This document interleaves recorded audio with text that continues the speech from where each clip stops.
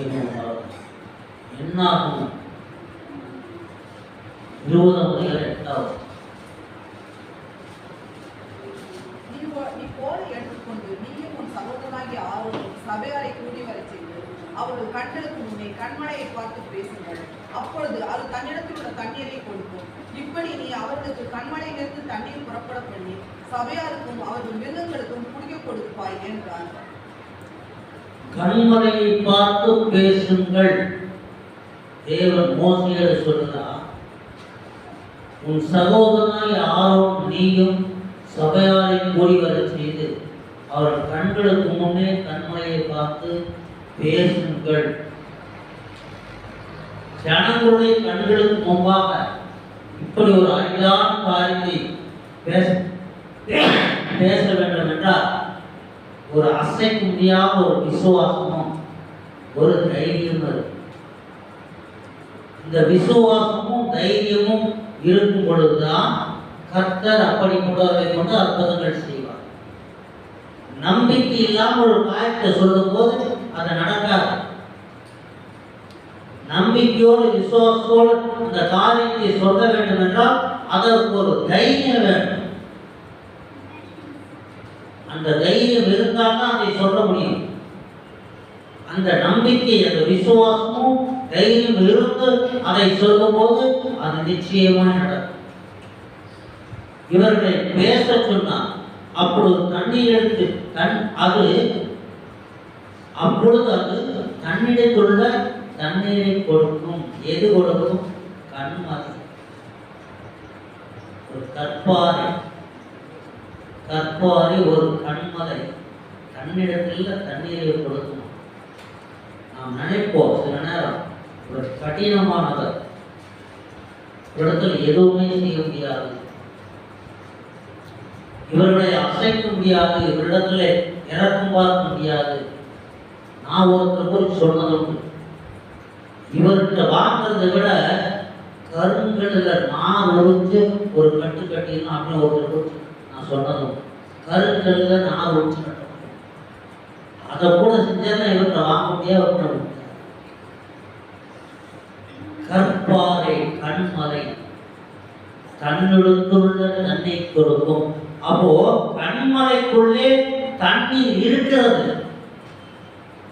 அது எப்படி வரவழைக்க வேண்டுமோ அப்படி வரவழைக்கணும். பார்ப்பதற்கு கடினமாய் காணப்படலாம். நம்முடைய தேவன் எரிச்சலுள்ள தேவன் என்று சொல்லப்படுகிறது. கண்ணுக்கு கண் பல்லுக்கு பல் வாங்க வேண்டும் என்று சொன்னவர்கள் இந்த குற்றத்திற்கு இந்த தண்டனை. ஒரு பாவம் செய்து திருமணத்துக்கு முன்பு ஒரு பாவம் செய்து இந்த பெண் கர்ப்பம் தரித்தா அது கண்ணிமை இல்லை என்று சொன்னார்.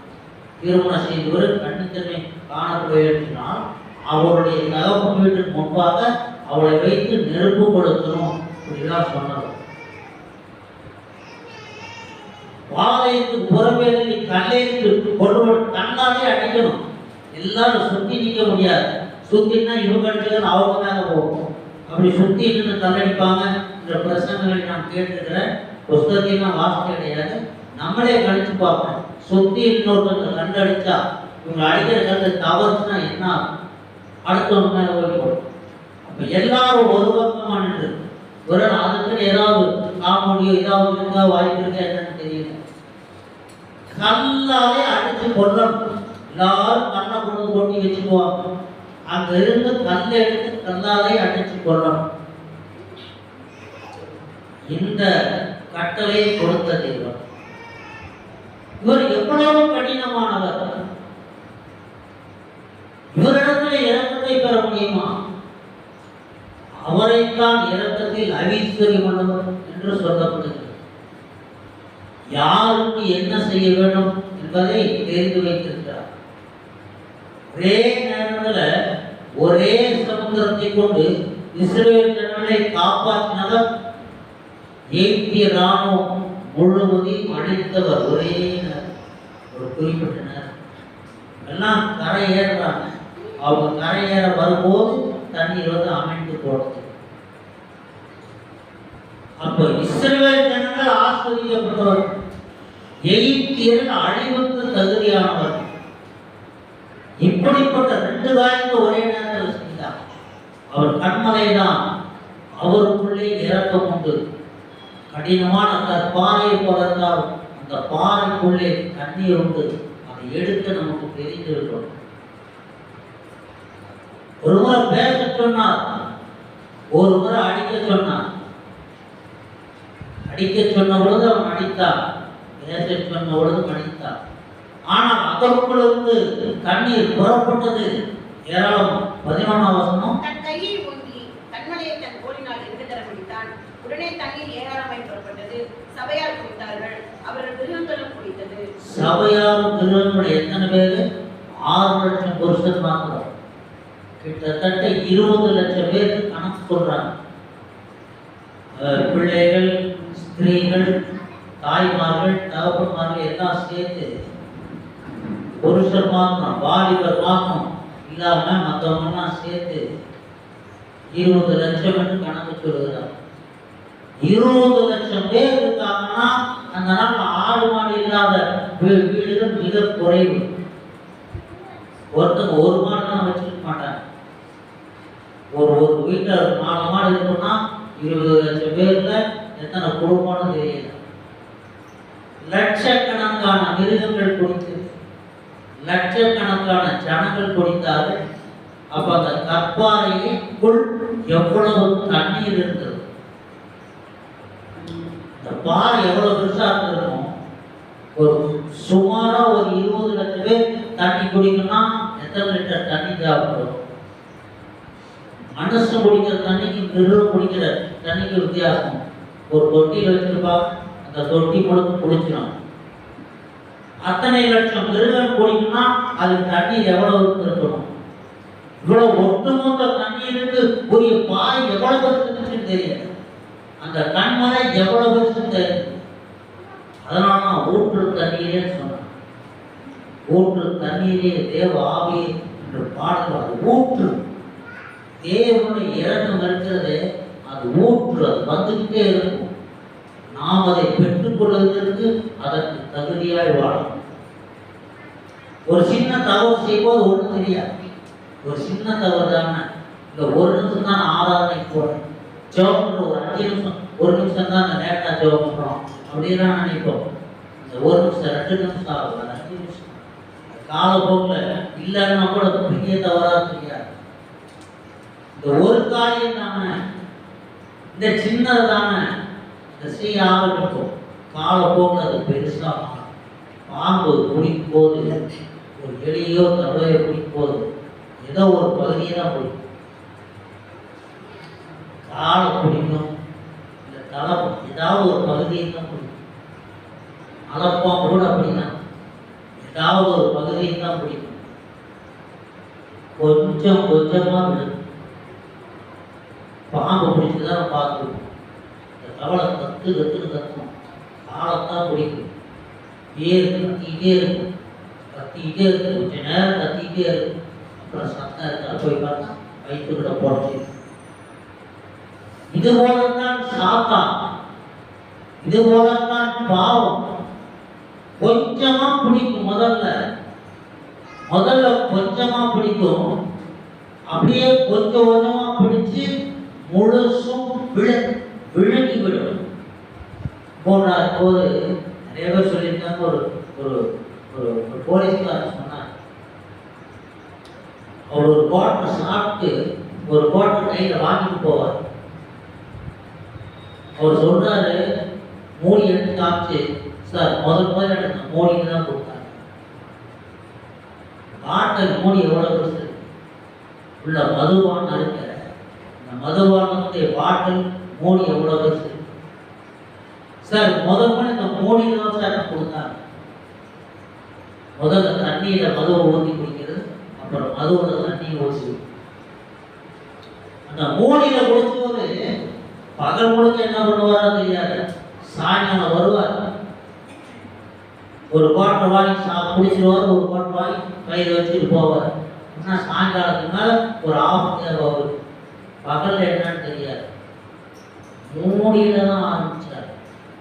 சாத்தான் கொஞ்சம் தான் பிடிப்பான், நகத்தை தான் பிடிப்பான், கொஞ்சம் அந்த நகத்தில் நுனியை பிடிப்பான். அப்படியே கொஞ்சம் கொஞ்சமாக காடு காடு காடு உள்ளவோ முன்பக்கம் இல்லை ஒரு காலை வரைக்கும் மொழி கடைசியில் பார்த்தா உள்ள அணைச்சி கிடப்பான். தப்பிக்கவே முடியாது. இப்படித்தான் பாவம், பாவத்தை போட்டு பிசாசு இப்படிதான் பிடிப்பான். கொஞ்சம் பிடிச்சான்னா கொஞ்சம் கொஞ்சமா விழுந்து விடுவார். அப்ப என்ன செய்யணும்? சகல காரியங்களிலும் ஜாக்கிரதையுள்ளவராய் காணப்பட வேண்டும். ஆனா மோசே ஒரு தவறு செய்தான், இந்த ஒரு தவறு தான் செய்தான். பேச சொன்னவர் அடிச்சான், அவன் அதோட விட்டுனான். அதுக்கப்புறம் மீறல. தேவனுடைய வீட்டில் எங்கும் உண்மையுள்ளவனாய் இருந்தான். தவறு, அவன் இடம் கொடுத்துட்டான்னா போயிருக்கும். நம்ம இடம் கூடாத ஜாக்கிரதையா இருப்போம். நம்முடைய தேவன் இறக்கம் உள்ளவர். அது இறக்கத்தின் ஊற்று, ஜீவ ஊற்று, ஊற்று தண்ணி, அன்பின் ஊற்று. அதுக்கு அளவே கிடையாது. அவர் இறக்கத்துல ஐஸ்வர்யமாக அன்பின் ஊற்றாக இல்லாமல் இருந்தால் இந்த உலகத்துல எவருமே நிலைத்து நின்றிருக்க முடியாது. ரட்சிக்கப்பட்டவர்கள் எத்தனை பேர் கடைசி வரைக்கும் இருந்து நித்திய ஜீவனை சோதனைக் கொள்வார்கள் என்பது தெரியாது, என்பது அரிதான விஷயம். இறக்கமுள்ளவராக, தயவுள்ளவராக, அன்பின் ஊற்றாக இருக்கிறபடினா தான் இன்றைக்கு நாம் எல்லாரும் இன்றைக்கு ஆண்டவர் தேடுறதுக்கு முக்கியத்துவம் கொடுத்து இன்றைக்கு தேடிக்கொண்டிருக்கிறோம். நாளுக்கு நாள் எப்படி ஒரு பாவம், ஒரு பிசாசு ஒரு மனிதனை பிடிக்கும் போது கொஞ்சம் கொஞ்சமா விழுங்கி முழுவதுமா விழுங்கி விடுகிறதோ, அதுபோல சத்தியத்தை பிடிச்சப்ப முதல்ல ஒரு பகுதி தான் தெரியும். ஆனா ரட்சிக்கப்பட்டோம், எதை வச்சு ரட்சிக்கப்பட்டோம்? ஒரே ஒரு சாட்சி, இல்ல ஒரே ஒரு வசனம், இல்ல ஒரே ஒரு வியாதி, இல்ல ஒரே ஒரு பிசாசு போராட்டம், ஏதோ ஒன்றை வச்சுதான் ரட்சிக்கப்பட்டோம். யாரா இருந்தாலும் சரி, நான் ஒரு சாட்சி தான் ரட்சிக்கப்பட்டேன், கேட்ட சாட்சி. ஒரு பேய் பிடிச்சிருக்கும், விரட்டி அது ரட்சிக்கப்பட்டிருப்பாங்க. பிரசங்கத்தில் ஒரு வசனம் தெரியுது, இல்ல யாராவது சொல்லி இருப்பாங்க. ஏதாவது ஒரு சம்பவத்தை வைத்துத்தான் நாம் ரட்சிப்பை சோதரித்துக் கொண்டோம். அந்த ஒரு சம்பவத்தை வைத்து கொஞ்சம் கொஞ்சமாக வேத வசனத்தை முற்றிலுமாய் வார்த்தைகளை விழுங்க பார்ப்போம். வார்த்தைகள் கிடைத்தவுடனே அவைகளை உட்கொண்டேன் என்று தீர்க்கதரிசி எரேமியா சொல்லுவது போல, வார்த்தைகள் கிடைத்தவுடனே அதை உட்கொள்ளணும். சாப்பிட ஆரம்பிச்சா எவ்வளவு சாப்பிடும்? சாப்பிட உட்காந்து சாப்பிட ஆரம்பிச்சு எவ்வளவு வயிறு நிறைய வரைக்கும் சாப்பிடும். எனக்கு தெரிஞ்ச ஒருத்தர் இருக்காரு, நான்வெஜ் ரொம்ப டேஸ்டா கொடுத்தா மயக்கம் வர அளவுக்கு சாப்பிடுவார். ஏன்டே சொல்லியிருக்காரு, மயக்கம் வர அளவுக்கு சாப்பிடுவார். மயக்கம் வர வரைக்கும் சாப்பிட்டு அங்கேயே சாஞ்சிடுவார். அவரா சொன்னார். அப்ப எவ்வளவு சாப்பிடுவோம்? அப்படித்தான் வேத வசனத்தை பிடித்துக் கொண்டால் நம்மால் எவ்வளவு முடியும், நம்முடைய இருதயத்திலே எவ்வளவு சுமக்க முடியும். எத்தனை நாள் வாழ்ந்து கொண்டிருக்கிறோமோ அத்தனை நாளும் கற்றுக்கொண்டே இருக்கிறோம். அத்தனை நாட்கள் கற்றுக்கொண்டே இருக்கணும். வசனத்தை விழுங்கிக் கொண்டே இருக்கணும். வசனம் நமக்குள்ளாய் சென்று கிரியை செய்யும், நமக்கு ஆவிக்குரிய பலத்தை கொடுக்கும். பாவத்தின் சம்பளம் மரணம். பாவத்திற்குள்ளாய் போய் கொஞ்சம் கொஞ்சமாய் சென்று மொழிகிறோம், தப்பிக்க அப்படின்ற மொழிகிறோம் அப்படின்னு சொன்னா அதன் பேரு மரணம் தான். அது நின்று ஒழிவுக்கு தக்க வல்லம் வேதவராய் இருக்கிறார். யோனா மீன் வைத்துக் கொள்ள கூப்பிட்டான். இறங்கினாரா இல்லையா? மீன் வைத்துக் கொள்ள கூப்பிட்டான், இறங்கினார். அவனை விழுக்கிறதுக்கு தேவன் தான் மீனுக்கு கட்டளையிட்டார். ஒரு மீனை ஆயத்தப்படுத்தி வைத்திருந்தார்.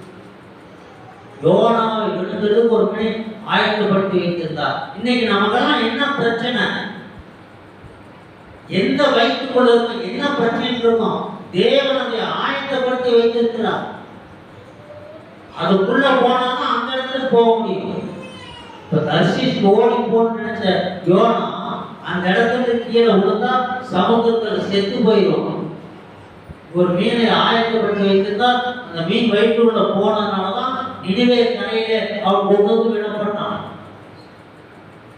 நமக்கு கிடைத்திருக்கின்ற இந்த அனுபவங்கள், இந்த அனுபவத்தின் வழியாக நாம் கடலை கடந்து கரையில போய் சேர்ந்தா அங்க போய் பார்த்தா ஒரு நல்ல பட்டணம் இருக்கும். தேவன் செய்கிறதெல்லாம் நன்மைக்கென்றே செய்வார் என்பதை பொறுத்துள்ளது. மோசே ஒரு தவறை செய்யலாம், அதன் பிறகு அவன் தவறு செய்யல.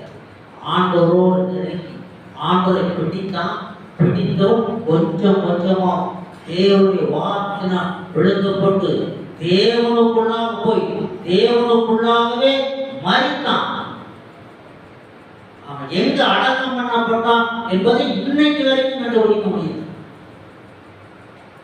தேவன் அவனை அடக்கம் பண்ணான். பார்வோன் யோசேப்புக்கு திருமணம் செய்தான். பார்வோன் ராஜா யோசேப்பு ஓன் பட்டணத்து ஆசாரியனாகி குமார்த்தியாகி ஆசனான் என்று சொல்லப்பட்டது. அந்த நாளில் எகிப்தில் ஜனால் எகிப்தில் ஆசாரி என்பவர் மன்னருக்கு அடுத்ததான். ஆசாரி சொன்னதை மன்னன் அப்படியே மன்னனுக்கு அடுத்தாதான்.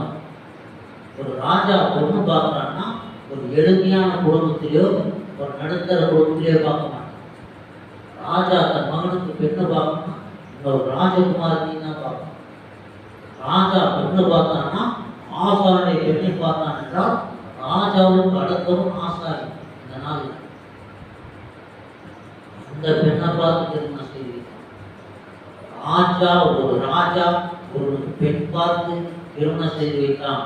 தன்னுடைய ஆத்திரை ஒரு அனாதையை போல வந்து விலைக்கு வாங்கப்பட்டு தன்னுடைய தேசத்திற்கு அடிமையாக வந்த ஒரு உயர்த்தப்பட்டு அவனுக்கு ஒரு ராஜா பெண் பார்த்து திருமணம் செய்து வைத்தார்தான் உலகத்திலேயே அதுதான் முதலும் கடைசி திருமணமாக. எந்த ராஜாவும் அந்த வேலை செய்ய மாட்டான். முதல் திருமணமும் கடைசி திருமணமாக இருக்கும். அதுபோல தேவனே ஒரு மனிதனுடைய சரீரத்தை எடுத்து அடக்கம் பண்ணினார் என்று சொன்னால் அது மோசேதான் முதல் சரீரமும் கடைசி சரீரமா இருக்கு. ஏனோவும் எலியாவும் சரீரத்தோடு எடுத்துக் கொள்ளப்பட்டார். அடக்கம் பண்ணப்பட்டது மோசே ஒருவனைத்தான். அப்போ மோசே எந்த அளவு ஆண்டவருக்காக ஜீவித்திருப்பான், எந்த அளவு கீழ்ப்படித்திருப்பான், தேவனை வீட்டில் எங்கும் உண்மையிலுமாய் இருந்தான் என்று சொன்னால் நம்முடைய சரீரத்தில் எங்கேயும் வேத வசனம் தேவனுடைய சபை சரீரம் என்று வேதம், கிறிஸ்துவின் சரீரம் என்று வேதம் சொல்லுது. வேத வசனம் தேவனுடைய சரீரம், நம்முடைய சரீரம் இவைகளிலே உண்மையிலுள்ள உலக சட்ட திட்டங்களுக்கு கீழ்ப்படியும். ரோடு போயிட்டு போனா இங்கிருந்து இவ்வளவு தூரம் போனா போயிடலாம், ரோடு வரைக்கும் போனா குறுப்படி ஓட்டு வரக்கூடாது, போனா போயிடலாம். ஆனால் 4 கிலோமீட்டர் சுற்றி தான் அந்த இடத்துக்கு வரணும். இந்த சூழ்நிலை தான் 4 கிலோமீட்டர் தள்ளி தான் போகும். 2 பேர் தான் வண்டியில் போனால் 2 பேர் தான் போகும். 3 பேர் போனால் ஆண்டவர் பார்க்கிறார். ஒரு அங்க கணக்கு எழுதிட்டா ஓட்டு. அப்போ பூமியின் ராஜாவுடைய சட்ட திட்டங்கள் நியாயமான சத்தியத்துக்கு உட்பட சட்ட திட்டங்கள். ஏன் இந்த சட்ட திட்டங்கள்னா விபத்தை குறைக்கணும். இதுக்காக சட்டங்கள் வைத்திருக்காங்கன்னா இந்த சட்டங்களுக்கு நாம் ஒத்துழைக்கணும். நம்ம முதல்ல செய்யணும். ரோட்ஸ் மீறி எதுவுமே செய்யணும். அப்ப நீங்க எதுக்குமே பயப்பட அநியாயமா போட்டா போட்டு போறாங்க. ரோட்ஸ் மீறி எதையுமே செய்யக்கூடாது. இந்த காரியமா மோசே தேவனுடைய சட்ட திட்டங்களுக்கு அப்படியே கீழ்ப்படித்தனமாக இருக்கும். தேவனுடைய சட்ட திட்டங்களின் படியே ஜனங்களை நடத்தினான். இவனும் நடந்தான், கீழ்ப்படித்தான். ஜனங்களையும் இவன் தான் நடத்தினான். தேவன் இரக்கமுள்ளவராக இருந்தார். சில இடங்களிலே கோபப்பட்டு ஜனங்களை சங்கரித்தார். கோராகி கூட்டத்தாருடைய மரணம் கொடிதா இருந்தது. போகி தாதான் கோராகி கூட்டம் போகி தன் வாயை பிளந்து உள்ள இருந்துச்சுன்னா என்ன பயந்துருப்பான். கூட இல்லாம பயந்து கத்திட்டு ஓடுறாங்க. இப்படி கண்டிக்கக்கூடிய கடினமானவர் அவர்களும் கண்டிக்கக்கூடிய கடினமானவர். ஆனால் இரக்கமுள்ள தேவன் அவர்களை போஷித்தார், நடத்தினார். இருக்க கஷ்டப்படக்கூடாது. ராத்திரில அக்னி ஸ்தம்பம், பகல் வெயில் காயக்கூடாது. பகல்ல மேக ஸ்தம்பம் வழி நடத்தினார். நல்ல ஒரு மோசையை கொண்டு பேசினார். அந்த மேக ஸ்தம்பம் இறங்கும் போது அவங்க தங்கணும், அது கிளம்புச்சுன்னா கிளம்பணும். அப்படி நடத்தினார். நம்மையும் நடத்துவார். தேவனுடைய வார்த்தைகளை கொண்டு தேவ ஊழியரை கொண்டு நம்மை நடத்துவார். நடத்தப்படுகிறது தேவனுடைய வார்த்தை. மோசே தன் இஷ்டத்துக்கு ஏதாவது செஞ்சான். தன்னுடைய இஷ்டத்துக்கு அவன் செய்தது ஒன்றுதான். கண்மலையை பார்த்து பேசணும்னு சொன்னால் அடிச்சான், அது ஒன்றுதான். அது குற்றமா எடுத்துக்கொள்ளப்படும். தேவ வசனம் சொல்லுகிறது காட்டிலும் மீறி செய்யும்போது அது குற்றமா எடுத்துக்கொள்ளப்படும். வசனம் சொல்லுவதற்கு முரணான காரியத்தை, தேவன் சொல்லுவதற்கு முரணான காரியத்தை நாம் செய்வோம். தேவனுடைய கணக்கிலே அது குற்றமா எடுத்துக்கொள்ளப்படும். தேவன் என்ன சொன்னார்? கண்மலையை பார்த்து பேசுன்னு சொன்னார். மோசே என்ன செய்யலாம்? கண்மலை 2 தடவை அடித்தான். அது குற்றமா எடுத்துக்கொள்ளப்பட்டது. இந்த சரீரத்தை குறித்து சாத்தான் தர்க்கிக்கிற அளவுக்கு அவன் எந்த பிடிப்பை தர்க்கித்தான். தேவனுடைய வீட்டில் எதுவும் உண்மையிலான இருக்கும்போது இந்த ஒரு குற்றம் தான் அவனத்தில் இருக்கிறது. குற்றத்தை வைத்து அவனால் தர்க்கிக்க முடித்தது. நாம் எத்தனை காரியங்களிலே தேவனுடைய வசனத்துக்கு முரணாய் செய்கிறோம். வாங்குற சம்பளத்துக்கு ஒழுங்காக, வாங்குற சம்பளத்துக்கு ஒழுங்காக வேலை செய்யணும். பிரைவேட் கம்பெனியாக இருந்தாலும், அரசு கம்பெனியாக இருந்தாலும், அலுவலகமாக இருந்தாலும், posting order, appointment order time போட்டு அந்த டைம் நமக்கு இருக்கமா? இதெல்லாம் ஒழுங்கின கணக்கிலேயே கடமைகளை தவறாய் செய்த ஒழுங்கின கணக்கில் சகலமும் ஒழுங்கும் துரோகமாய் செய்யப்படும். எதுக்கு சம்பளம் கொடுக்குறாங்கன்னா, அந்த டைம்ல இருந்து அந்த டைம் வரைக்கும் வேலை செய்யறதுக்கு தான் நமக்கு சம்பளம். அந்த வேலையை முறையாக செய்யதான் சம்பளம். இதில் ஏமாத்தனா அதிகாரிகள் உலகத்தில் மனசுல கூட இருக்கிறவங்க ஏமாத்திடலாம். ஆண்டவரை ஏமாற்றவே இல்லை. பிசாசுக்கான குணம் கவனமான சொல்லப்படுகிறது. கோலினால் அடித்தான். எத்தனை ஆகமங்களுக்கு பிறகு சாத்தான் தர்க்கித்தான். எத்தனை ஆகமங்களுக்கு பிறகு தர்க்கித்தான். ஆபோக்கிலியா வந்து ஒரே அதிகாரம் தான் அது.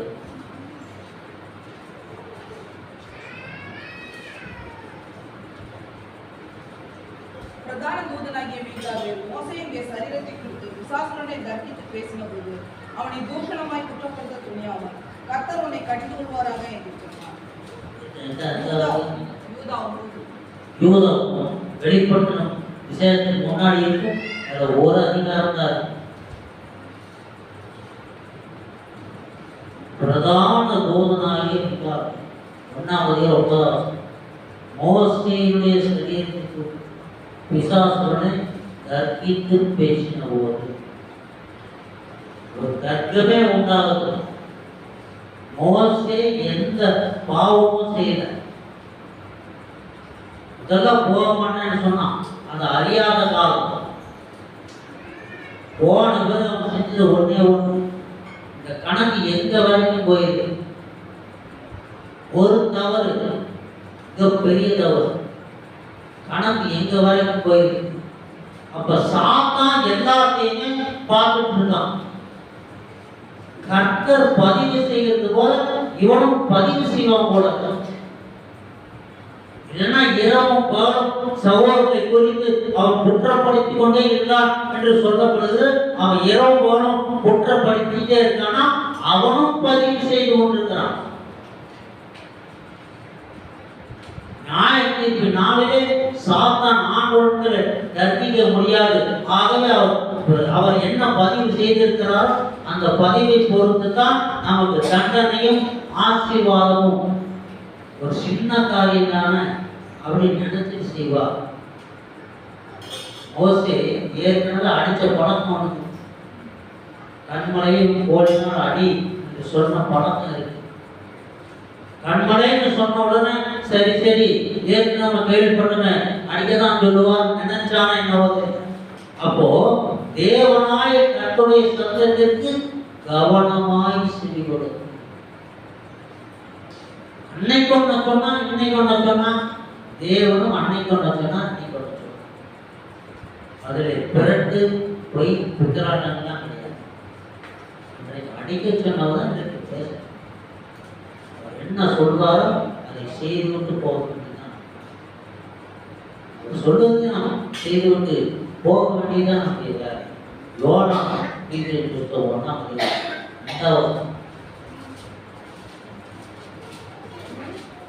ஒன்று. நீ எழுந்து மகா நகரமாகிய நினிவேக்கு போய் அதற்கு விரோதமாக பிரசங்கி, அவர்களுடைய அக்கிரமம் என் சமூகத்தில் வந்து எட்டினது என்றார். அவருடைய அக்கிரமம் என் சமூகத்தில் வந்து எட்டினது. நினிவே பட்டணத்தை, மகா நகரமாகிய நினிவே பட்டணத்தை அழிக்கிறதுக்கு அவர் முடிவு செய்தார்.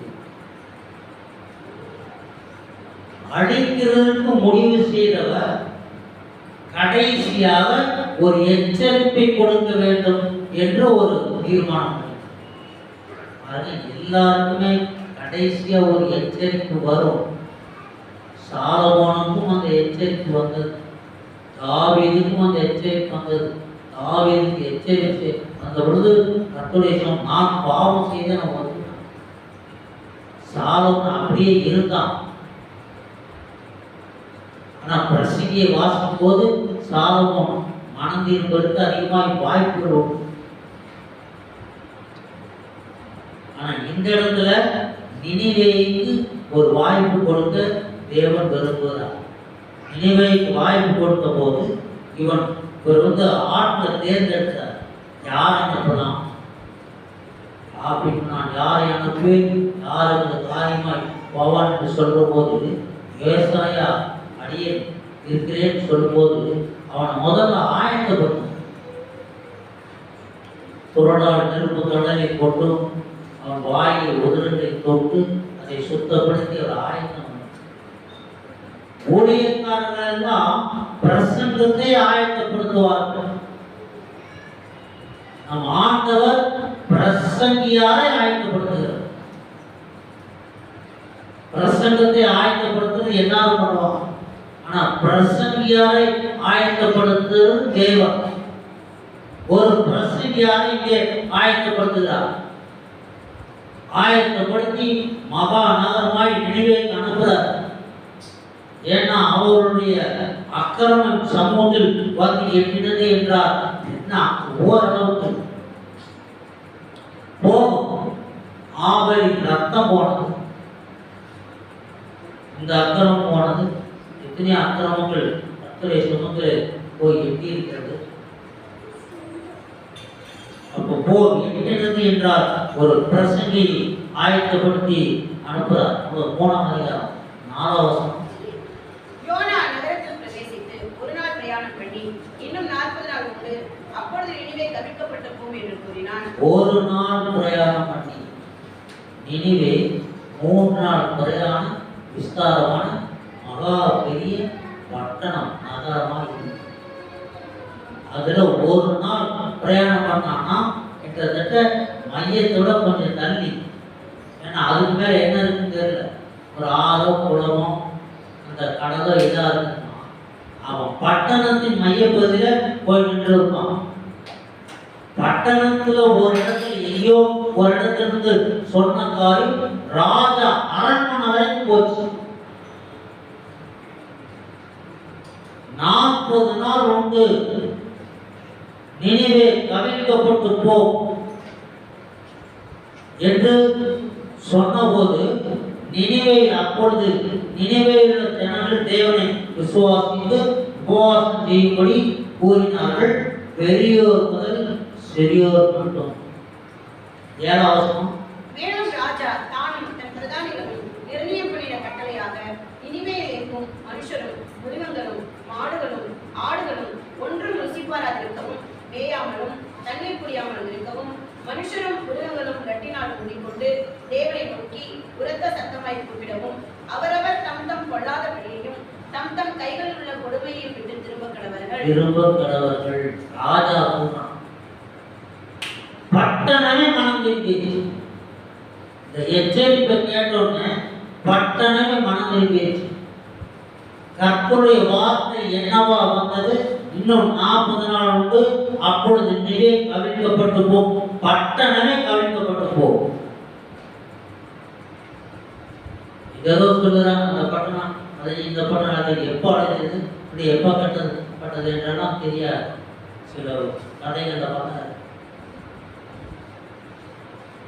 இந்த பட்டணம் முழுவதுமாய் கவிழ்க்கப்பட்டு போகும். ஒருவேளை இந்த ஜனங்கள் மனம் திரும்பாமல் இருந்தால் நினைவே பட்டணம் முற்றிலுமாய் கவிழ்க்கப்பட்டு போயிருக்கும். அது காற்றினால கவிழ்க்கப்படுமா, தண்ணீர்னால கவிழ்க்கப்படுமா, நெருப்பினால கவிழ்க்குமா தெரியாது. பார்க்கிறேன் டிவியில் 3 நாளைக்கு முன்னாடி ஒரு இங்கே ஒரு நிலச்சரிவு, அதுக்கு முன்னாடி ஒரு நிலச்சரிவு. அந்த ஓரத்தில் இருந்த வீடுலாம் அப்படியே கீழே விழுது இருக்கு. அந்த ஓரத்தில் வீடு கட்டிதான் நிலச்சரிவு உண்டாது. வீடு தோலை மட்டும் செஞ்சு அத்தனை வீடு உள்ள விழுது நிலச்சரிவு. வீட்டுக்குள்ளேதான் எத்தனை பேர் இருந்தாங்களோ தெரியுது. புதைக்கப்பட்டு போயிருப்பார். அவர் எப்படி அழைத்திருப்பாரோ தெரியாது. ஆனா அழைத்து போயிருக்கும். ஆனா என்ன பாருங்க 10ஆம் வசனம். அவர்கள் தங்கள் கொள்ளாத வழியை விட்டு திரும்பினார்கள் என்று தேவன் அவருடைய கிரிகளை பார்த்து தாம் அவர்களுக்கு செய்வேன் என்று சொல்லியிருந்த தீங்கை குறித்து மனஸ்தாபப்பட்டு அதை செய்யாதிருந்தார். இதுதான் தண்ணீருள்ள தண்ணீரை கொடுத்த கண்மலை. கண்மலைக்குள்ளே தண்ணீர் இருந்தது, தண்ணீருள்ள தண்ணீரை கொடுத்தது. கடினமான வார்த்தைகள் பட்டணமே அழைத்து போகும். தமிழ்ல கொச்சை வார்த்தை சொன்னா நீ உருப்பட மாட்டேன், நாசமா போக என்று கடு கோபத்தில் சொன்னா எப்படி? அப்படி போன்ற வார்த்தை கவிழ்க்கப்பட்டு போகும். பட்டணம் கவிழ்க்கப்பட்டு போகும், நினைவே கவிழ்க்கப்பட்டு போகும் என்பது அவ்வளவு கொடிதான ஒரு வார்த்தை. அதுல ஒருத்தரும் உயிரே தப்ப முடியாது. பட்டணமே கவிழ்க்கப்பட்டு போகுதுன்னா பட்டணத்தை ஒருத்தரும் உயிர் தப்ப முடியாது, எல்லாம் அழிக்கப்பட்டு போகும். அவ்வளவு கடினமான கோபம், தேவ கோபம் இந்த பட்டணத்தின் மேல வந்தது. அவ்வளவு கடினமாய் இருந்த தேவன் என்ன செய்தார்? செய்வேன் என்று சொல்லியிருந்த தீங்கு குறித்து மனஸ்தாபப்பட்டார். இவர்தான் நம்முடைய தேவன், இவர்தான் ரட்சிப்பின் கண்மலை.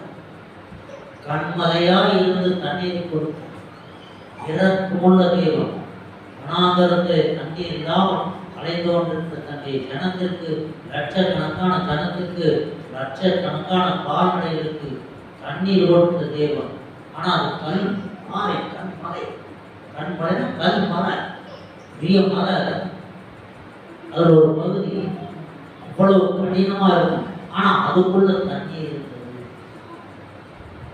தேவனுடைய வார்த்தைகள், தேவனுடைய நடப்புதல்கள், சிலர் கர்த்தருடைய கற்பனைகள் கடினமா இருக்கும், கடினமா இருக்கும். இன்றைக்கு இளைஞர்களுக்கு உன் ஆயுள் நீடித்திருக்க உன் தகப்பனையும் தாயும் கனம் பண்ணுவாயாக என்ற கற்பனை கடினமா இருக்கும். இது நிறைய பேரால் ஏற்றுக்கொள்ளவே முடியும். கதையில படித்தேன். ஒரு பையன் அப்பாவை கொண்டு போய் முதியோர்கள் விட போகும்போது பேசி வேணுமா ரூம் என்ன பேசி முடிச்சது பிறகு அந்த ஓடம், காப்பு வரக்கூடிய ஓடம் அந்த பையன் உட்காந்து அந்த இன்சார்ஜ் பேசிட்டு எல்லாம் மாமா அந்த ஓனர் வந்து இவங்க அப்பாட்ட பேசிட்டு இருந்தார். அப்பா உள்ள வந்ததுக்கப்புறம் அவர் கேட்டார், எங்கள் அப்பாவுக்கு தெரியுமா உங்களுக்குன்னு சொல்லி கேட்டார். இந்த பையன் கேட்டபோது அவர் சொன்னார், ஆமா 30 வருஷத்துக்கு முன்னாடி இங்கேதான் வந்து ஒரு குழந்தைய எடுத்துட்டு போனாங்க, ஒரு பையனை வாங்கிட்டு போய் வளர்ந்தார். இவன் அந்த ஹோம்லேருந்து எடுத்து வந்து வளர்ந்துட்டார். இவன் அதே ஹோம்ல வந்து அவங்க அப்பா விட்டுருக்கான். அவர் எனக்கு ஏசி எல்லாம் வேண்டாம் அவர் அப்படி சொல்லி அதில் இருந்தார். இது நடந்ததா கதையான்னு தெரியல, படிச்சேன். இன்றைக்கு கடினமான கட்டளை இதுதான். பெருநம்புரிய யாரொன்றையும் இச்சையாக இருப்பாயாக என்ற கட்டளை கிறிஸ்தவர்களுக்கே கஷ்டமா தான் இருக்கு. ஜடம் மட்டும்தான் இருந்தார், ஒரு ஊழியக்காரர் சொன்னார், இடம் வேணும் ஜோபம் சொன்னார். நான் சொன்ன இடம் விற்கிறதுக்காக நீங்க ஜோபம் பண்ணா, அவங்க உபயோகத்தை வச்சுதான் நீங்க ஜோபம் பண்ணார். பெருநம்புரிய யாரொன்றையும் இச்சையாக இருப்பாயாக என்று சொல்லியிருக்குன்னு சொல்றேன். இல்லை எனக்கு இடம் வேணும். எப்படியா அந்த இடத்த வாங்கிட்டார். அவங்க எதுக்காக வச்சிருக்காங்க, ஒரு இடத்த ஆசைப்படுறேன், அவங்க எதுக்காக வச்சிருக்காங்க? விற்பனைக்கு தான் நம்ம ஜெபம் பண்ணலாம். நமக்கு வேணும், பையனுக்கு வேணும், வீடு கட்ட வேணும், அது ஜெபம். பெருநம்புரிய யாரொன்றையும் நிச்சயாக இருப்பாங்க. இந்த கிறிஸ்துவ சமுதாயத்தில் ஓடிய மத்தியிலேயும் அப்படிப்பட்ட காரியங்கள் உண்டு. விருப்பப்பட்ட காரியங்களை எடுத்து போட ஆண்டவரால் முடியும். எவ்வளோ சொல்லியிருக்கேன், உலகத்திலேயே நான் ஆசைப்படுற ஒன்று பொருள் தான். அந்த ஆசை எடுத்து போடாது, சிந்தனையே இல்லை. ஆசை இல்லை, சிந்தனையே இல்லை. சும்மாதான் வண்டி ஒரு வேலை ஸ்நானம் பண்ணி தான் போட்டிட்டு, அதுதான் எனக்கு இந்த உயிர் நாடிங்கிற அளவுக்கு இருக்கு. இங்கே எவ்வளவுதான் சொல்லியிருக்கேன், உலகத்தில் எனக்கு அந்த ஒன்று தான், வேற ஆசையே கிடையாதுன்னு அவ்வளவுதான். இதை எடுத்து போட சில நேரம் நினைக்கும், எனக்கே ஆச்சரியமா இருக்கும். ஒரு பெரியமாக இப்படி இருந்தோம், சுத்தமா எடுபட்டு போச்சு. தேவனா எல்லாம் உனக்கு என்னது தேவை என்று அறிந்திருக்கிறார். அந்தந்த நாட்டிலே அவைகளை செய்வா, அதற்கேற்ற பக்குவத்தையும் செய்வா, கொடுப்பா. நாம் விட்டு கொடுப்போம். ஜனங்கள் விட்டு கொடுத்தான். என்னுடைய பாவலை அறிக்கை செய்தான். அறிக்கை செய்த பொழுதுதான் கடினமாய் நினைவேயே அவிழ்த்து போட வேண்டும், நினைவே பட்டணத்தை நகரத்தை அழித்து போட வேண்டும் என்று சொல்லியிருந்த தேவன் செய்ய நினைத்த செய்வேன் என்று சொல்லியிருந்த தீங்கை குறித்து மனஸ்தாபப்பட்டு மனஸ்தாபப்பட்டு அடிச்சுதான் போயிருக்காங்க. போனது போனதுதான். யோபின் 10 பிள்ளைகள் போனான், போனது போனதான். வேற பிள்ளைகளை கொடுத்தார், நான் போனது போனதான். யாவது ஒன்றை இழந்து இப்பதான் வேற ஒன்று நினைச்சா திரும்ப 6 மணியோட தெரியாது. அந்த யோபுக்கு அந்த 10 பிள்ளைகள் மேல இருந்த பாசத்தையும் அந்த பிரிந்த அன்பையும் தேவன் எடுத்திருப்பார். இல்லைன்னா மனுஷனால முடியாது. வெளிநாட்டுக்கே அனுப்ப மாட்டேங்கிறாங்க, வெளி வேலைக்கு அனுப்ப மாட்டேங்கிறாங்க. அப்படி இருக்கும்போது மரணத்தை ஒரு மனிதனால் ஏற்றுக்கொள்ளவே முடியாது. அது ஒரு நிரந்தர பிரிவு. யோபுக்கு அந்த அன்பையும் அந்த நட்பையும் அதை யோபுடைய மனதில் இருந்து எடுத்திருப்பார் ஆண்டவர். அவன் வாழ்ந்து கொண்டே இருக்கான். திரும்ப 10 பிள்ளைகளை பெற்ற பொழுது அந்த அன்பை காட்டும்படி அந்த அன்பை திரும்ப யோபுக்குள்ளே வைக்கவும் எடுக்கவும் சகல அதிகாரம் உடையது. அவரால் வைக்கவும் முடியும், அவரால் எடுக்கவும் முடியும், அழிக்கவும் முடியும், அவரால் காப்பாற்ற முடியும். சோதம் ஒவ்வொரு பட்டணத்தை அழித்தார். அக்கினியும் கதவும் இறங்கினது, பட்டணத்தை அழித்தார். அந்த ஜனங்களுக்கு எச்சரிப்பும் கிடையாது. லோக்கு ஒருத்தன் தான் நீதிமான், இந்த பட்டணத்தில் லோக்கு ஒருத்தன் தான் நீதிமான். 10 நீதிமான்கள் இருந்திருந்தா அந்த பட்டணத்தை அழிச்சிருக்க மாட்டாங்க. நம்ம தேசத்தில் எத்தனை நீதிமான் இருப்பான்னு தெரியல. கிறிஸ்தவம் நிறையா இருக்கும், ஊழியக்காரங்க நிறையா இருக்கும். தேவனுக்கு என்று ஊழியம் செய்கிறவங்க இத்தனை பேருக்கு தெரியல. கிறிஸ்துவை ஏற்றுக்கொண்டு கிறிஸ்துவுக்கு கீழ்ப்படுகிற கிறிஸ்துவர்கள் எத்தனை பேருக்கு தெரியல. ஆனால் ஏராளமாக இருக்கும், ஏராளமான ஜனங்கள் இருந்தாங்க. லோத்து ஒருத்தன் தான் நீதிமான். 10 நீதிமான் இருந்தால் பட்டணத்தை அழைச்சிருக்க மாட்டான். உங்களை எத்தனை நீதிமான் நம்முடைய தேசத்தில் நீதிமான் இருப்பாருன்னு சொன்னால் கொடுமையான அக்கிரமங்கள் நடக்க முடியாது. நீதிமான்களுக்காக தேவன் யுத்தம் பண்ணுவார். மீதியானியரை கிதியோன் எத்தனை பேர் கொண்டு ரட்சித்தான். அவங்க எப்படி வருவாங்க? கடற்கரை மணலை போல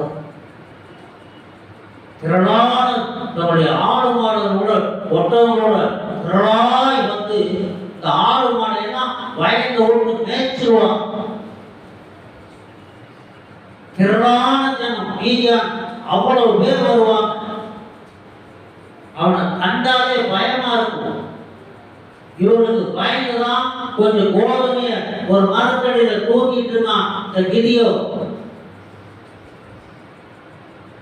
எத்தனை பேரை கொண்டு மீதியானியரை ஜெயித்தான், இஸ்ரவேலை ரட்சித்தான்? 300 பேர். 300 பேர். 10,000 50,000 தான் நான் ஜெயிச்சேன் நீ சொல்லி சிலர்லாம் சொல்லிட்டு இருக்கோம். நான் செஞ்சேன், நான் வாங்கினேன், செஞ்செல்லாம் ஜெயிக்கணும். அடிக்கடி சொல்றது எல்லாம் கத்ரால் வந்து கத்ரால் வந்தது எல்லாமே கத்ரால் வந்து வேற எந்த மார்க்கும் கிடையாது. கத்ரால் வந்தது வந்து நம்ம அறிக்கை சிவாவை கேட்டார்னா அவருக்கு பொறுப்பு இருக்கு. அவர் கொடுத்ததை நாம் பாதுகாத்து கொள்ளணும். சில அதிகாரிகளுக்கு அரசாங்கத்தில் வாகனம் கொடுப்பாங்க, வாகனத்தோட டிரைவரும் கொடுப்பாங்க. உயர் அதிகாரி, காவல்துறை உயர் அதிகாரி மற்ற அரசாங்கத்தில் உயர் அதிகாரி காசு ஆஃபீஸர் எல்லாம் கொடுப்பாங்க. வாகனம் டிரைவர் கொடுக்குறவங்க அதனுடைய மெயின்டெனன்ஸ் செலவை கொடுப்பாங்க. அதுபோல பெட்ரோல் செலவு, மெக்கானிக் செலவு எல்லாம் இதில் போடுவாங்க. மெயின்டெனன்ஸ் செலவை கொடுப்பாங்க. ஏன்னா அரசாங்கம் கொடுத்தது, அது அரசாங்கத்துடைய சொத்து. இவங்க இஷ்டத்துக்கு அனுப்ப முடியாது. நமக்கு தேவன் நமக்கு கொடுக்கிற வீடானாலும் பொருட்களானாலும் அவருடைய சொத்து நம்மள்கிட்ட கொடுத்திருக்கார். இதை நம்ம நிரந்தரமா வச்சுக்க முடியாது. எப்படி ஒரு அதிகாரி பணி ஓய்வு பெற்று வெளியில போகும்போது அந்த வாகனமும் அந்த டிரைவரும் அடுத்து வர அதிகாரிகளுக்கு சொந்தமும், அடுத்து வர அதிகாரிகளுக்கு அந்த வாகனம் சொந்தம், டிரைவர் சொந்தம். இவர் எடுத்துட்டு போக முடியாது. அதான் நான் விட்டுட்டு தான் போவோம். அதுபோல நமக்கு கொடுக்கப்பட்டிருக்கிற ஒரு வீடோ ஒரு பிரேகாலோ வேற உத்தியோகமோ வேற எந்த வாகனமோ இருந்தாலும் நமக்கு கொடுத்திருக்காரு. அவர் அதை மெயின்டைன் பண்ண அவர் பார்த்துக்குவார். அவர் கொடுத்தார் நம்ம அறிக்கை செய்து அவர்கிட்ட ஒப்பு கொடுத்து ஜோப்னா அவருடைய மெயின்டெனன்ஸை அவர் பார்த்துக்குவார். அவருக்கு எந்த கஷ்டமும் இருக்கார். அந்த வீட்டுக்கு என்ன தேவை அதை அவர் கொடுப்பார். அது வாகனத்துக்கு என்ன தேவை அதை கொடுப்பார். அதை கொடுத்து தொடர்ந்து நடத்துவார். ஆனால் நாம் இருக்கிற வரைக்கும் நமக்கு அது, நமக்கு பிறகு அடுத்து வருவதற்கு தான் அது, அடுத்து வருவதற்கு தான் அது. அவங்க சரியா ஆண்டவர் ஒப்பு கொடுத்து ஆண்டவர்னு சொல்லியிருந்தாங்க, அது அவங்களுக்கு இருக்கும். அவங்க எத்தனையோ அதிகாரிகள் பணி நீக்கம், பணி இடைநீக்கம்னா சஸ்பெண்ட், தற்காலிகம். பணி நீக்கம்னா நிரந்தரமா யூஸ் பண்றது. மிகப்பெரிய உயர் அதிகாரி, காவல்துறை அதிகாரி ஒருவரை பணி நீக்கம் செய்திருந்தாங்க. டிவியில் பார்த்து ஏதோ வந்தது, ஆனால் ஏதோ வீடியோவில் தான் உயர் அதிகாரிகள் நாம் மேடையில் இருக்காங்க. காவல்துறையுள்ள அதிகாரி, காவல்துறையினெல்லாம் பெரிய கூட்டம், பெரிய கிரௌண்ட், பெரிய கூட்டமாக இருக்கு. ஒரு அதிகாரி முத்திரை அந்த கேம்பில் உள்ள நிறையா பூமாரி என்னென்ன நிறைய அவருடைய சாட்டத்தை அந்த அதிகாரத்துடைய வெளிப்படு பார்த்தாலே இருந்தாரு பெரிய அளவுக்கு இருக்கும். 2 ஸ்டார் போட்டால் சப் இன்ஸ்பெக்டர், 3 ஸ்டார் போட்டால் இன்ஸ்பெக்டர் கணக்கு இருக்கிற மாதிரி அதுக்கு மேலே ஒவ்வொரு கணக்கு நாடாக போட்டிருப்பாங்க. அதிகாரம் அவர் உயர் அதிகாரி. அவர் வர்றார், அவங்க முறைப்படி அவர் மார்ச் பாஸோட வந்தார். வந்து நின்று ஒரு சல்கடியை வந்து நிற்கிறார். இன்னொரு அதிகாரி பார்த்தா பதக்கத்தை கழுத்துறார், பேச்சை கழுத்துறார், தொப்பி எடுக்கிறார், யூனி பண்ண 2 பட்டம் கட்டி விடுறார். மீதி பண்ண அழுவராக இப்போ பணி நீக்கம் செய்து விட்டார். இனிமே அந்த வாகனத்தை இவரால் உபயோகிக்க இந்த நாற்காலியில் உட்காரவும் முடியாது. இந்த டிரைவர்களுக்கும் அந்த சிவில் அதிகாரிகளுக்கும் அதிகாரம் செலுத்தவும் முடியாது. வேலை நாம் நம்முடைய பதவி என்ன கொடுத்திருந்தார்? தேவனுடைய எல்லாமே பதவி தான். காவல்துறையில் கான்ஸ்டபிளுக்கும் ஐஜிக்கும் எல்லாமே பதவி தான்.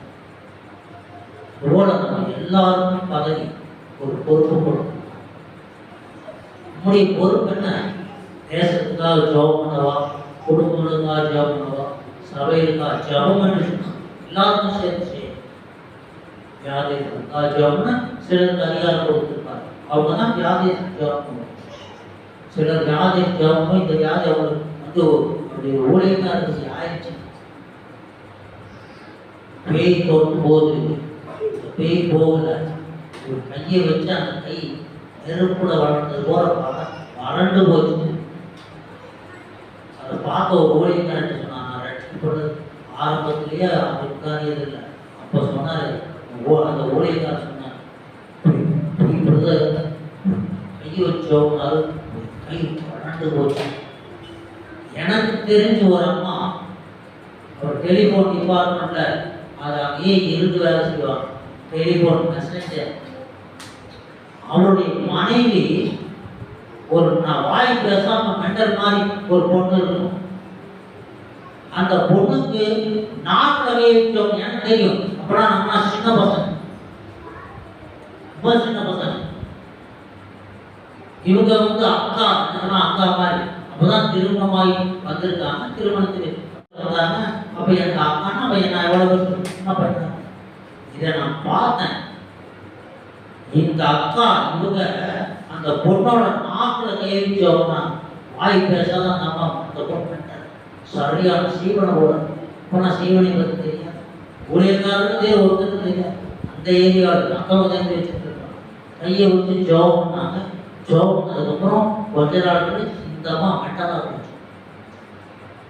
சரியான பைத்தியம், வீட்டுக்காரன் அடிக்கிறது. அவர் வெளியில வரும்போது எங்கேயாவது கிளாஸ் ஒட்டிருப்பார். இன்னைக்கு பார்த்தா நெத்தியில் ஒட்டிருப்பாரு, நாளைக்கு பார்த்தா மூஞ்சியில் ஒட்டிருப்பாரு, அடுத்த நாள் பார்த்து இந்த ஒட்டிருப்பாரு, வேற சட்டைக்குள்ளே ஒட்டி நமக்கு தெரியும். ஒரு நாளைக்கு வளர்க்குற கிளாஸ் ஒட்டிருப்பார். அந்த அம்மா அப்படி அவர் அடிக்கும். சென்ட்ரல் கவர்மெண்ட் இப்பதான் வாதம் செஞ்சார். இப்போ சென்ட்ரல் கவர்மெண்ட் அப்போ வியாதியஸ்தருக்கு ஜபம் பண்ணி பேய்களை துரத்துறதுக்கு அதற்கென்று நியமிக்கப்பட்டவர்கள் இருப்பாங்க. அவங்க செய்வது சக்சஸ்ஃபுல்லா முடியும். இல்லைன்னா அந்த விசாரணை இவங்க குடும்பத்துல குழப்பத்தை ஏற்படுத்த, சபையில குழப்பத்தை ஏற்படுத்த இவருக்கு வியாதி பலவிதமா அதிகாரம் பாருங்க. அரசு ஊழியர்லையோ மற்ற பிரைவேட் கம்பெனிலையோ அதிகாரம், ஒரு அதிகாரம் ஒரு சூப்பர்வைசர் அவருக்கு ஒரு அதிகாரம், அவ்வளவுதான். பிரான்ச் மேனேஜர்னா அவருக்கு ஒரு அதிகாரம், ஜெனரல் மேனேஜர் அவருக்கு அதிகாரம், எம்டியினுடைய அதிகாரம் இல்லை.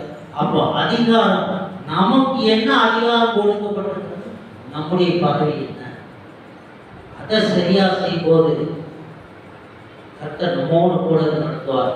அதை நான் முதல்ல புரிந்து கொள்ளணும். அப்போ பிரசங்கி யார்? பிரசங்கத்தை தயார் செய்வார். பிரசங்கியை தயார் செய்கிறவர் தேவன். அப்போ பிரசங்கியை மாத்திரம் தயார் செய்கிறவங்க ஜப குழுக்கள், ஜபம் பண்றவங்க, ஆசாரியர்கள், தேவனுடைய சபை நடத்துறவங்க, சுவிசேஷம் கொண்டு நடத்துறவங்க, ஹீலிங் நடத்துறவங்க, வேற எந்த ஊழியமா இருந்தாலும் அவரே நியமிக்கிறவராக இருக்கிறார். யோனாவை நியமித்திருந்தார். எதற்காக நியமித்திருந்தார்? நினிவே பட்டணத்துக்கு தீர்க்க தரிசனம் சொல்ல ஆயத்தப்படுத்தினார். அவன் போய் சொல்லுகிற போது கர்த்தர் கிரியை செய்தார். பட்டணம் கவிழ்க்கப்பட்டு போவதில்லை. நம்முடைய தேவன் கண்மலையாக இருந்தார், கடினமானவராக இருள் சொல்ல தேவனாக இருந்தார். பற்றி மக்களியா இருந்தாலும் அதற்குள்ளே ஜீவன் தண்ணீர் இருக்கு. நாம் ஒப்பு கொடுத்து நம்மை தாழ்த்தி அவரை ஏற்றுக்கொண்டு அவரிடத்திலே ஜெபம் பண்ணினார் ஜீவ தண்ணீரை பெற்று நாம் நிரந்தர வாழ்க்கை வாழ நித்திய ஜீவனுக்குள் பிரவேசிக்க முடியும். ஜெபம்.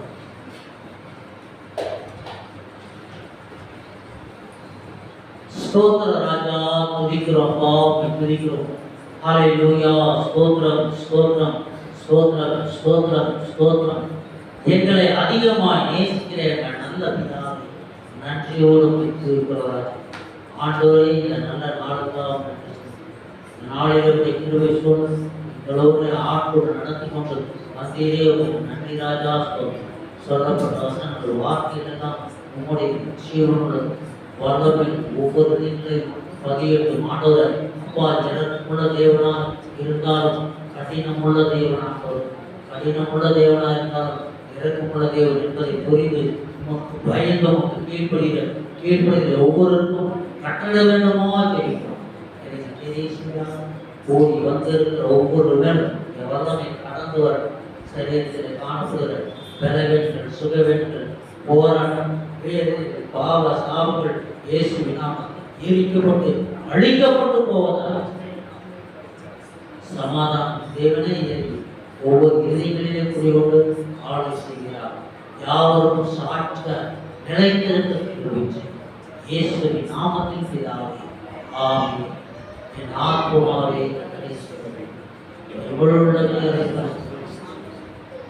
ஆத்துமாவே கர்த்தரை ஸ்தோத்திரி. பசித்த சகலவாழ்க்கை ஆமென். லேலு லேலு லேலு.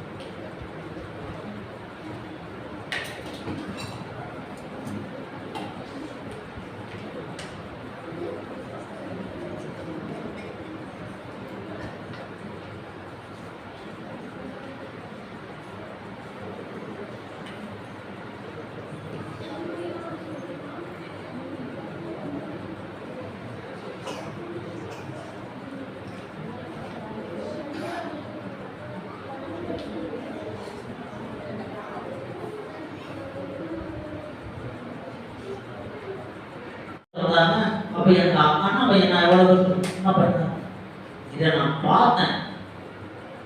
இந்த அக்கா இவங்க அந்த பொண்ணோட நாக்குல கையெழுத்தோம்னா வாய் பேசாதான் நம்ம அந்த பொண்ணு சரியான சீவனை ஓட போனா சீவனை பற்றி தெரியாது, ஊழியக்காரருக்கு ஒருத்தருக்கு தெரியாது. அந்த ஏரியாவில் அக்கா உதவி வச்சுட்டு இருக்காங்க. கையை வச்சு ஜோப் பண்ணாங்க. ஜோப் பண்ணதுக்கப்புறம் கொஞ்ச நாளுக்கு சிந்தமா மெட்டலாக போச்சு. சரியான பைத்தியம், வீட்டுக்காரர் அடிக்கிறது. அவர் வெளியில வரும்போது எங்கேயாவது கிளாஸ் ஒட்டியிருக்காரு. இன்னைக்கு பார்த்தா நெத்தியில் ஒட்டியிருப்பாரு, நாளைக்கு பார்த்தா மூஞ்சியில் ஒட்டியிருப்பாரு, அடுத்த நாள் பார்த்து இந்த ஒட்டியிருப்பாரு. வேற சட்டைக்குள்ளே ஒட்டி நமக்கு தெரியும். ஒரு நாளை வளர்க்கிற பாசம் ஊற்றிப்பார். அந்த அம்மா அப்படி அவர் அடிக்கும். சென்ட்ரல் கவர்மெண்ட் பிரதான வாதம் செஞ்சார். அப்போ சென்ட்ரல் கவர்மெண்ட் அப்போ வியாதியஸ்தருக்கு ஜபம் பண்ணி பேய்களை துரத்துறதுக்கு அதற்கென்று நியமிக்கப்பட்டவர்கள் இருப்பாங்க. அவங்க செய்வது சக்சஸ்ஃபுல்லா முடியும். இல்லைன்னா அந்த விசாரணை இவங்க குடும்பத்துல குழப்பத்தை ஏற்படுத்த, சபையில குழப்பத்தை ஏற்படுத்த இவருக்கு வியாதி பழக்கமா அதிகாரம் பாருங்க. அரசு ஊழியர்களையோ மற்ற பிரைவேட் கம்பெனிலையோ அதிகாரம், ஒரு அதிகாரம், ஒரு சூப்பர்வைசர் அவருக்கு ஒரு அதிகாரம், அவ்வளவுதான். பிரான்ச் மேனேஜர்னா அவருக்கு ஒரு அதிகாரம், ஜெனரல் மேனேஜர் அவருக்கு அதிகாரம், எம்டியினுடைய அதிகாரம் இல்லை. அப்போ அதிகாரம் நமக்கு என்ன அதிகாரம் கொடுக்கப்பட்டிருக்கிறது, நம்முடைய பதவி என்ன, அதை சரியா செய்யும் போது கர்த்தர் நம்மோடு கூட நடத்துவார். அதை நான் முதல்ல புரிந்து கொள்ளணும். அப்போ பிரசங்கி யார் பிரசங்கத்தை தயார் செய்வார்? பிரசங்கியை தயார் செய்கிறவர் தேவன். அப்போ பிரசங்கியை மாத்திரம் தயார் செய்கிறவர் ஜப குழுக்கள், ஜபம் பண்றவங்க, ஆசாரியர்கள், தேவனுடைய சபை நடத்துறவங்க, சுவிசேஷ கூட்டம் நடத்துறவங்க, ஹீலிங் மிஷன் நடத்துறவங்க, எந்த ஊழியமா இருந்தாலும் அவரே நியமிக்கிறவராக இருக்கிறார். யோனாவை நியமித்திருந்தார். எதற்காக நியமித்திருந்தார்? நினிவே பட்டணத்துக்கு தீர்க்க தரிசனம் சொல்ல ஆயத்தப்படுத்தினார். அவன் போய் சொல்லுகிற போது கர்த்தர் கிரியை செய்தார். பட்டணம் கவிழ்க்கப்பட்டு போவதில்லை. நம்முடைய தேவன் கண்மலையாக இருந்தார், கடினமானவராக இருச்சுள்ள தேவனாக இருந்தார், பற்றி மக்களியாக இருந்தார், அதற்குள்ளே ஜீவன் தண்ணீர் நாம் ஒப்பு கொடுத்து நம்மை தாழ்த்தி அவரை ஏற்றுக்கொண்டு அவரிடத்திலே ஜெபம் பண்ணினார். ஜீவ தண்ணீரை பெற்று நாம் நிரந்தர வாழ்க்கை வாழ நித்திய ஜீவனுக்குள் பிரவேசிக்க முடியும். ஜெபம்.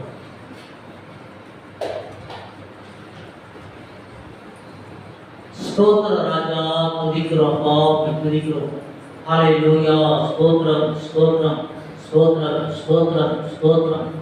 எங்களை அதிகமாக நேசிக்கிற எங்கள் நல்ல பிதாவே, நன்றியோடு துதிக்கிறவராக ஆண்டவரே, இந்த நல்ல நாளுக்காக நன்றி. நாளிலுடைய கிருபை சூழல் எங்களோடு ஆற்றோடு நடத்தி கொண்டு மத்தியிலே ஒரு நன்றி ராஜா. சொல்லப்பட்ட வசனங்கள் வார்த்தைகளெல்லாம் உங்களுடைய ஜீவனுடன் வல்லமையில் ஒவ்வொரு நீங்களையும் பதியெட்டு ஆண்டவர் அப்பா ஜனமுள்ள தேவனாக இருந்தாலும், கடினமுள்ள தேவனாக கடினமுள்ள தேவனாக இருந்தாலும் இறக்கமுள்ள தேவன் என்பதை புரிந்து உமக்கு பயந்து உமக்கு கீழ்ப்படுகிற ஒவ்வொருக்கும் கட்டளை வேண்டுமா தெரியும். கூடி வந்திருக்கிற ஒவ்வொருவரும் வல்லமை கடந்து வர சரீரத்தில் காணப்படுகிற பலவீனங்கள், சுகவீனங்கள், போராட்டம், வேதனைகள், பாவ சாவுகள் இயேசுவின் நாமத்தில் ஈர்க்கப்பட்டு அழிக்கப்பட்டு போவதாக சமாதானம் தேவனே ஒவ்வொரு இதயங்களிலே குடிகொண்டு ஆளை செய்கிறார். யாவரும் சாட்ச நிலைத்திருக்க இயேசுவின் நாமத்தில் பிதாவே, ஆமென். என் ஆத்துமாவே கர்த்தரை ஸ்தோத்திரி. எவ்வளவுள்ளதே ஆத்துமாவே கர்த்தரை ஸ்தோத்திரி. ஆசீர்வாத சகலவாழ்க்கை. ஆமென். ஹல்லேலூயா, ஹல்லேலூயா, ஹல்லேலூயா.